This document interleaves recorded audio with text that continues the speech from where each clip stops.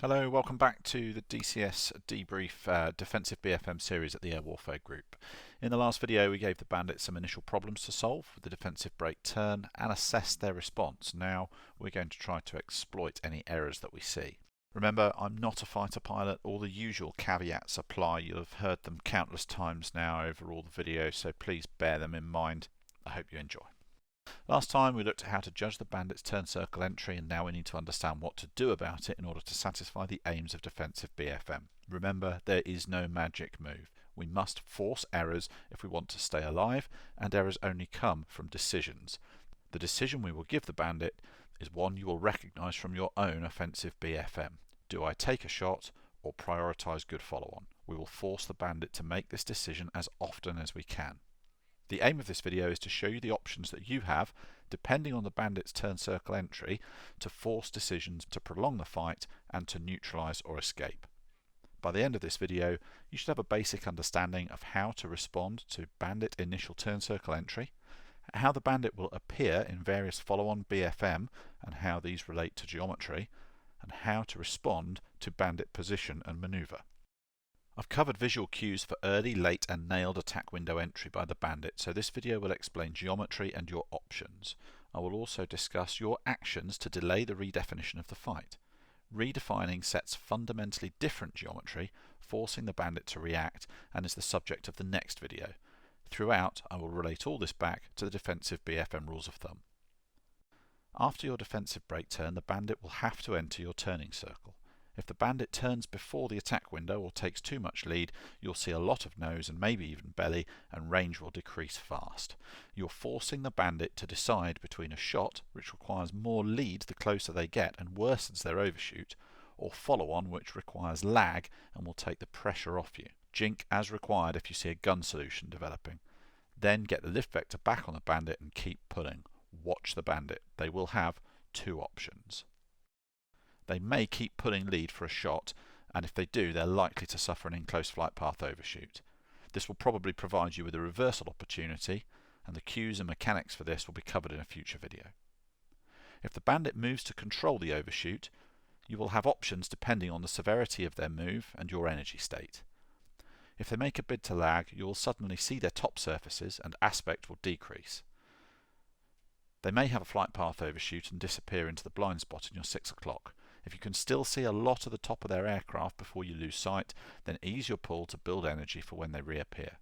If you see more nose, pull to the limit to deny a shot. As the bandit reappears at your 6 o'clock, misaligned turn circles is helping them in the same way it helped you on the offensive. Reset a limit pull and hold their nose off. If you can't hold their nose off, then you will have to redefine the fight, and I'll cover this in the next video. If their lead problem is worse, or they see it later, you may see the bandit pitch up for either a high yo-yo or a displacement roll. Assess your energy state for vertical performance. If you have vertical performance, then match the bandit nose high and keep pulling to collapse range. You're forcing their nose into lead where they want lag and preventing their move from solving the problem.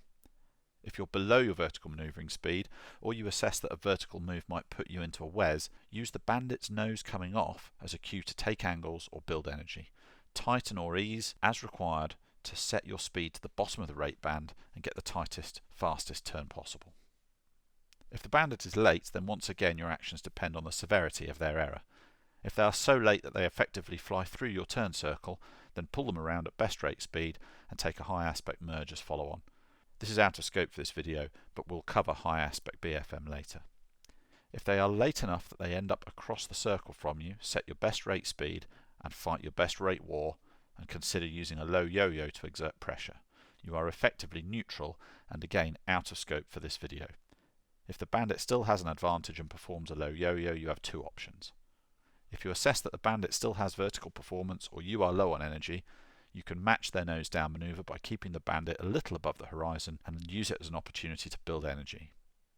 If you assess that they don't have vertical performance, then a pitch up into the vertical might be an option, but be certain.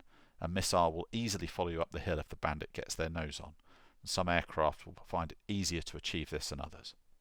If the bandit's mistake is less severe though, they will have a flight path overshoot but will still benefit from misaligned turn circles.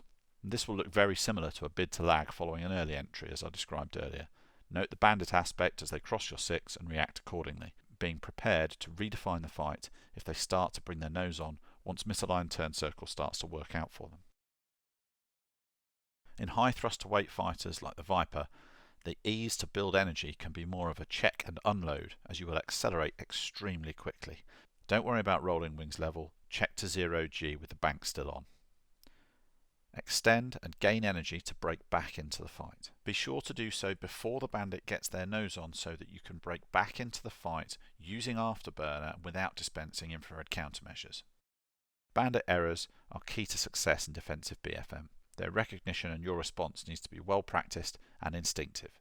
TACView is an essential tool in debriefing these practice sessions and learning lessons for application next time. You will not have sufficient time to interpret and analyse geometry in the fight, so apply the rules of thumb here as a starter and develop your own to live by. If the bandit's nose is off, then you can build energy. If you can pull them forward in the canopy, do. Once they stabilise and you can't pull them any further, it's time to redefine the fight, and we'll talk about that in the next video.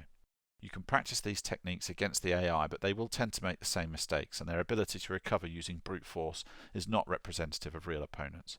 So get a friend, or if you're a newcomer, get yourself over to the Tactical DCS Discord. There are plenty of people over there who will be happy to fly with you, and if I'm around, I'll be pleased to provide you with a jet to spar against. Once again, thank you for watching. Please subscribe, and I hope to see you again very soon.